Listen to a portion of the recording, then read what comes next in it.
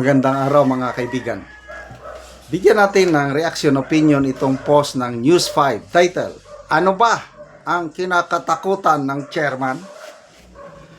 Pinuna ni Senator Rodante Marcoleta ang hindi pagpapatawag ni Senate Blue Ribbon Committee Chairperson Senator Ping Lacson ng pagdinig para imbestigahan ang akusasyon ng 18 ex-Marines na umano'y nag-deliver ng pera sa ilang politiko. Matatandaan ang sinabi ni Lacson na pinag-aralan niya ang kredibilidad ng nagpakilalang dating Marines at ang kanilang testimonya bago magpatawag ng imbestigasyon.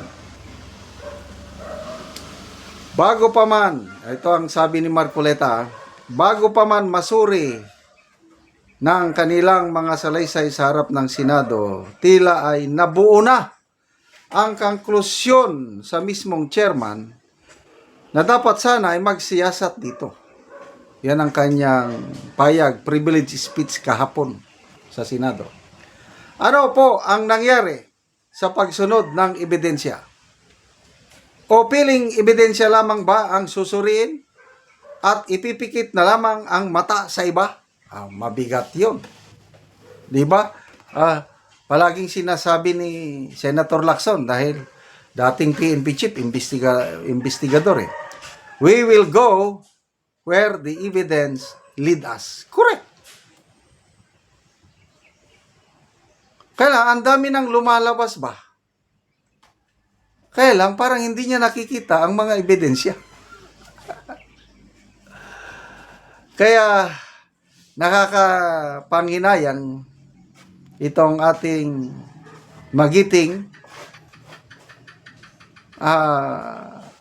ulitin ko, napakataas ang respeto ko dati dito kay Senator Lacson dahil maganda yung nasimulan niya. Kaya may maalala kong kasabihan na it does not matter how you started the race. The more important thing is how you finish it. Kahit magandang nasimulan mo, lang ganda, but the end, palpak. Anong legacy maiwanan mo? Kaya ito kay Senator General Lacson, ang ganda ng karir niya. Mga PMers, binabasa ko yung mga comments nila. Ang daming nasasayangan. Anong nangyari kay Sir Ping? Ganun sila eh. Nasaan na yung Ping Lacson na kilala namin na walang kinakatakutan? Man of steel. Ganun dahil panahon ng Gloria Arroyo administration, lumaban siya. Ginipit siya ng Arroyo administration. Kaya lang, wala. Nagtago dahil may warrant of arrest eh. Kasi binubulgar niya yung mga hindi magandang nangyari sa Arroyo administration. Pinag-initan. Nagtago. Nung nawalang Arroyo administration, dumati ang Pinoy. O yun, nakabalik na siya.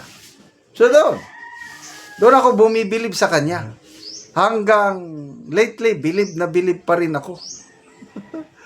Noong 2022 na presidential election, after Marcos, ang alternate candidate ko is Ping Lacson. Dahil alam kong matino. Nagbago ang lahat nitong Blue Ribbon pagdating ni Master Sergeant Orly Gutesa. Up to now, wala na. Alanganin na. So, salamat kay Senator Marcoleta na palaging nagpa-follow up. Basa tayo ng mga comments ha.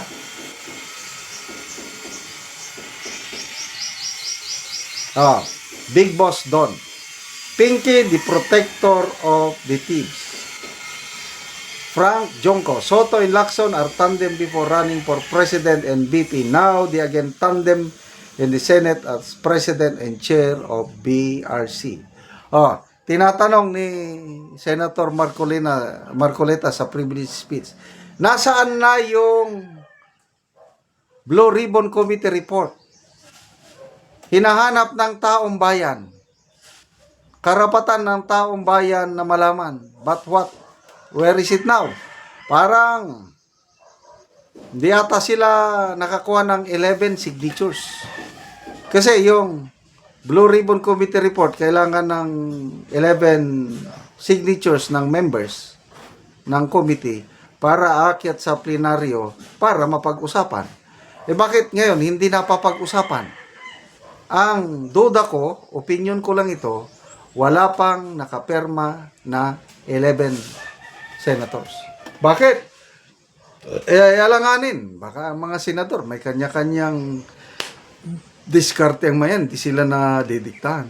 Ayaw nila sa nakalagay sa report. May gusto silang ilagay doon na wala. May ayaw nilang mailagay na yun ang nakalagay. Yun ang problema. Kaya itong sina Senator Subiri, Gatchalian, and GB Ejercito, binawi nila yung mga perma nila eh. Ayaw namin. Basta, hindi na kami pipirma. Yun na. So ito, ang ating Brave X-18 Marines, may second batch pa. Ngayong week daw na ito. Tingnan natin kung totoo yung sabi ng NBI director na sagap daw nila na may darating pa. Talaga namang sinabi na ni Attorney Baligod may part 2 pa eh. So itong Attorney Baligod na ito, marunong sa diskarte. Marami siyang bala, marami siyang reserba. Hindi pa niya inilalabas lahat. Nag-o-observe pa. So ngayon, itong Brave 18, nakakatanggap na ng kaliwat kanang kaso sa mga inakusahan nila, but okay lang sa kanila. But so far, ang alam kong nag-file ng kaso, 4 pa lang eh. Sino pa ba yung iba? Dilima, Father Flavi, General Anyo, and ex-Senator Trillanes, 4 pa lang. Sana madagdagan. Yung mga nakatanggap ng 5 maleta, bakit tahimik?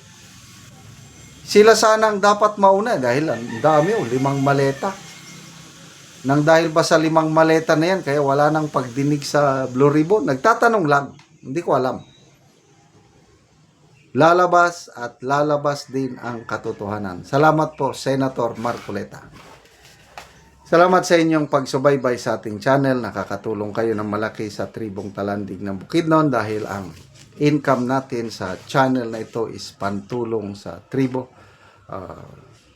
Namimigay tayo ng libreng yero at pako para makapagpatayo naman sila ng mas maayos na tirahan.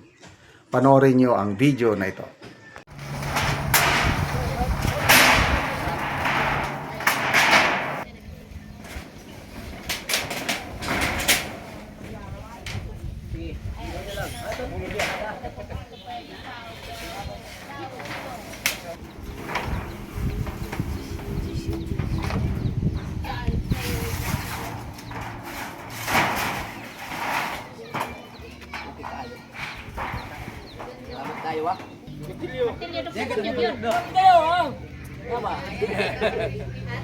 Gak pwede ngay bay. Oh, bay ta para. Salamat kayo sir sa inyong gihatag na nalangin. Sino bang? Oh. Ay no, salamat kayo. Ito sulat ni Lydia. Ginoo, salamat.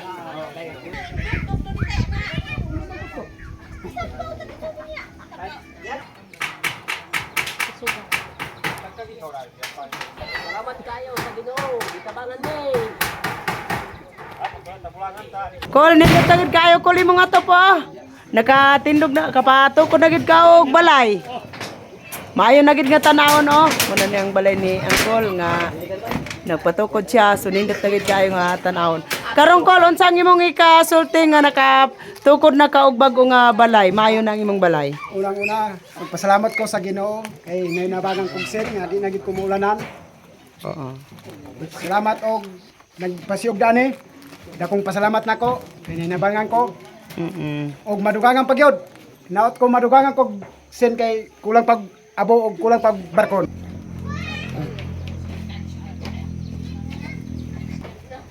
Naot ta nga magpadayon ni nga hinabang kay dagang pa nga mangayog kuan tabang. Oo, sige, salamat.